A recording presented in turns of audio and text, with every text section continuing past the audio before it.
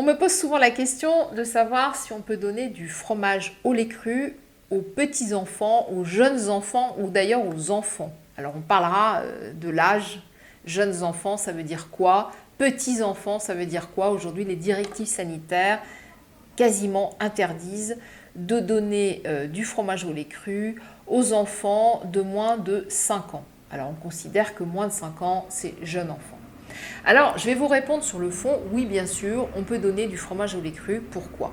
Parce que le fromage au lait cru est le meilleur aliment possible que vous puissiez donner à un enfant lors de sa croissance. Un fromage au lait cru est vivant. Alors, pourquoi il est vivant? Parce que, eh bien, on ne chauffe pas le lait avant la coagulation, la fermentation. Alors, je prends le cas du comté qui, souvent, est considéré comme un fromage cuit, parce que c'est une pâte cuite en fait. Alors on fait une confusion, le comté est un fromage au lait cru. Parce que quand on provoque la coagulation, quand on ajoute la présure, le lait n'est pas chauffé auparavant. On le travaille cru. Et ça c'est très important. Quand il s'agit d'un fromage pasteurisé, le lait est d'abord chauffé à une certaine température et puis ensuite on provoque la coagulation, on fabrique le fromage. Donc le lait évidemment a perdu la plupart de ses fonctions nutritives.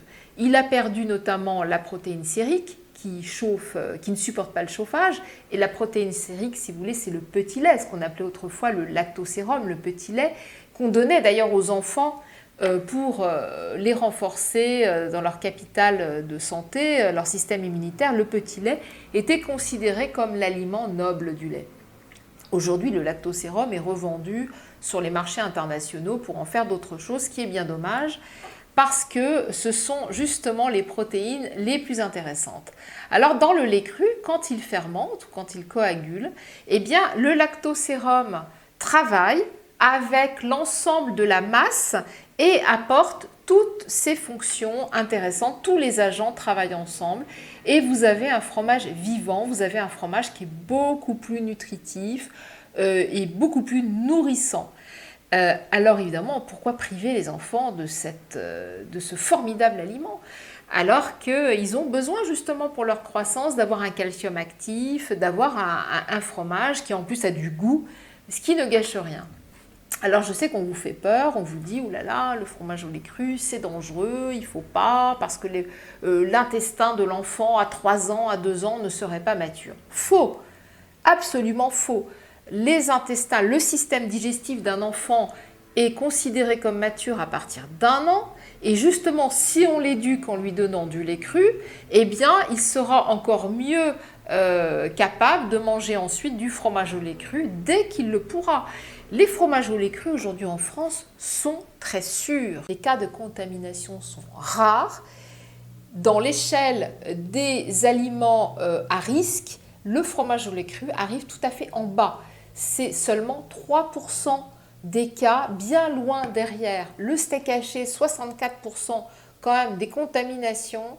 Les légumes mal lavés, les transmissions interhumaines, quand vous touchez un animal, etc. Il y a beaucoup d'autres aliments et je peux aussi ajouter le saumon fumé, les salades en sachet, l'eau du robinet, etc. Le fromage arrive tout à fait en bas, donc il n'y a absolument aucune raison de se priver de ce formidable aliment.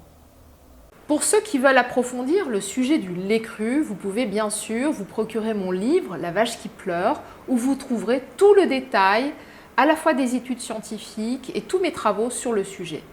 Likez sur cette vidéo si elle vous a plu et suivez-nous sur Facebook, Instagram et Twitter.